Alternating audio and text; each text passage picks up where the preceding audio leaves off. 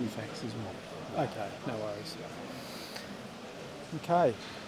Thanks everybody for coming today and joining us for the release of the Australia Institute report, Australia's Great Gas Giveaway.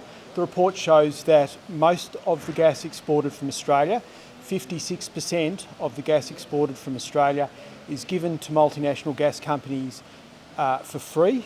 They don't pay any royalties, which is an enormous loss to the Australian community.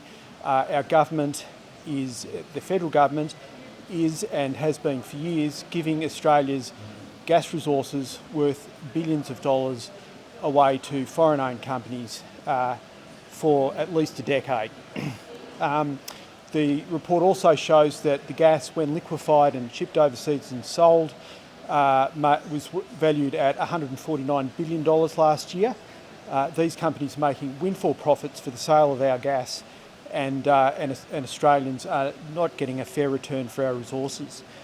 We're very fortunate today to have Senator David Pocock and Dr. Monique Ryan joining us, and our Executive Director Richard Dennis. So I'd just like to introduce Richard Dennis to say a few words to kick us off. Thanks very much.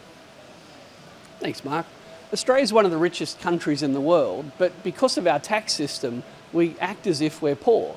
The resources industry speaks all the time about how their royalties are funding our health and education and all sorts of other services. But what this report shows is that over half of the gas that we export in Australia paid no royalties at all.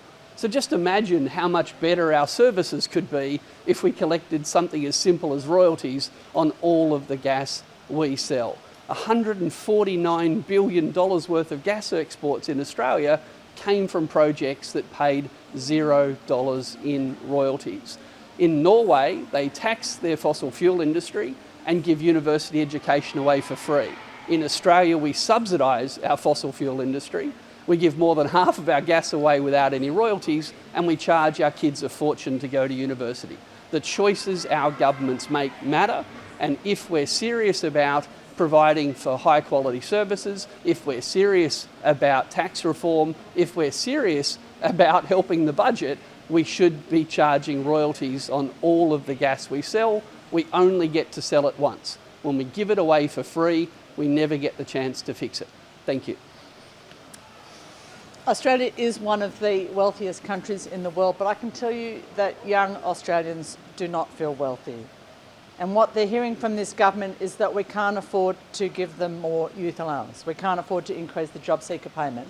We can't afford to adequately fund Medicare or the NDIS, aged care or childcare. The reality is we could afford all of those things if we just got the appropriate benefit from our finite natural resources. We are allowing multinationals to take our oil and gas and sell it off overseas at massive profits and not pay tax. And if we had those taxes, we could afford all of the things that the younger generation of a wealthy country should expect and which they deserve. So all we're asking to do is to change, not very often that people ask the government to increase taxes, but we are asking the government to tax our fossil fuels appropriately and to get that money and to use it for good rather than allowing multinationals to take it overseas.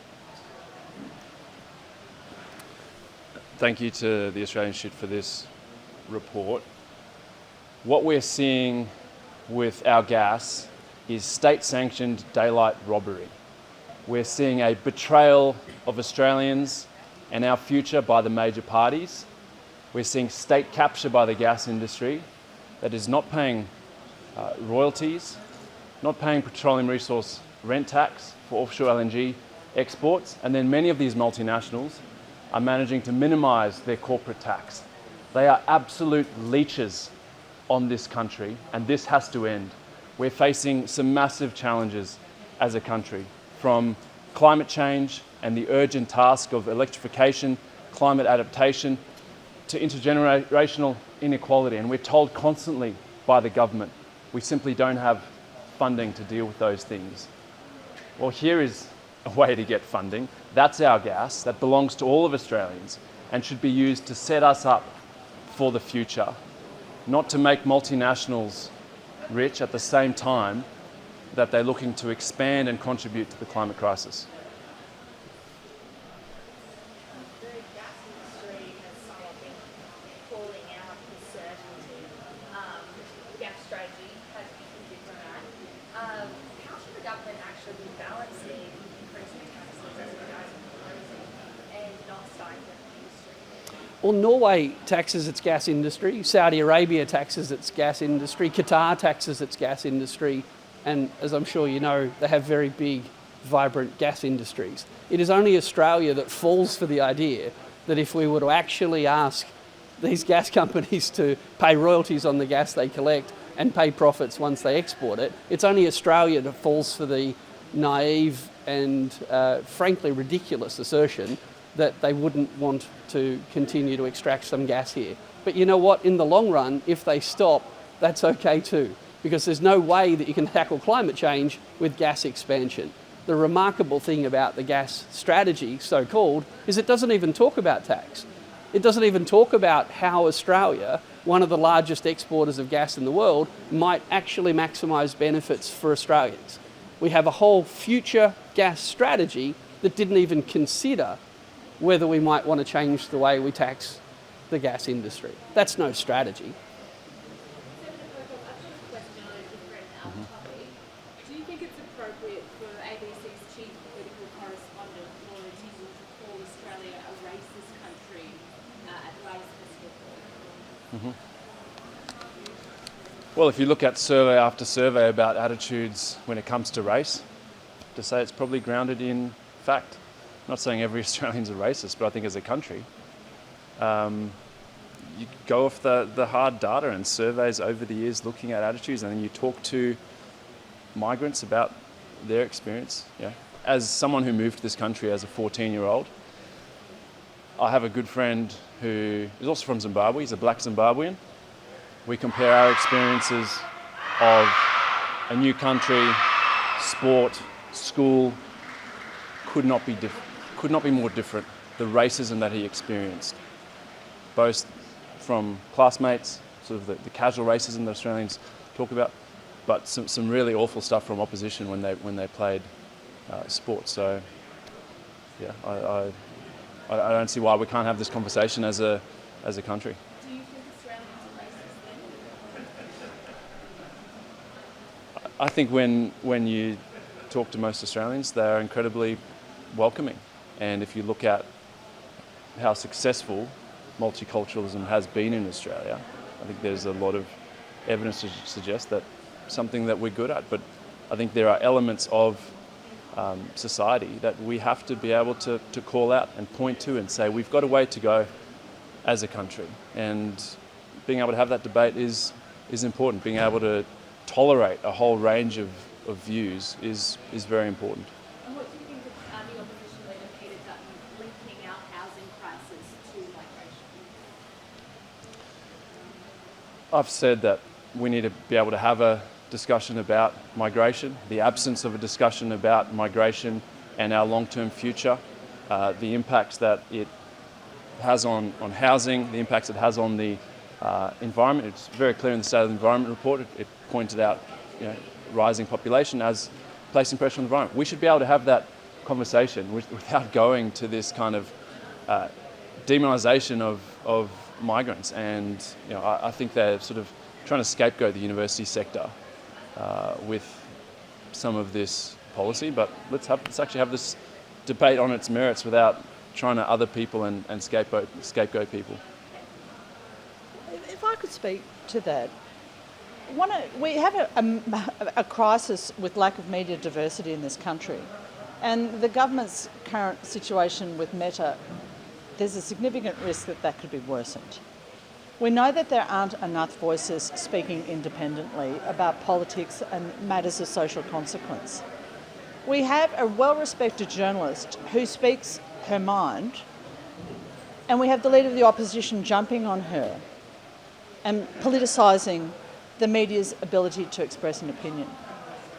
I think it's really problematic that the fourth estate in this country deserves protections, and we shouldn't have politicians taking issue with specific opinions expressed by journalists in this country. That's happened twice in the last 48 hours with both Laura Tingle and David Crow from the Leader of the Opposition. I think it's really deeply problematic, and I think it's something for which the media should hold him to account. Do you think the media should be impartial or exclusive? I think that Australia benefits from having an open, transparent, frank, respectful exchange of opinions. And so I think the media should have space for a range of different opinions. And Australians will benefit from hearing from people with different opinions, different thoughts, different perspectives.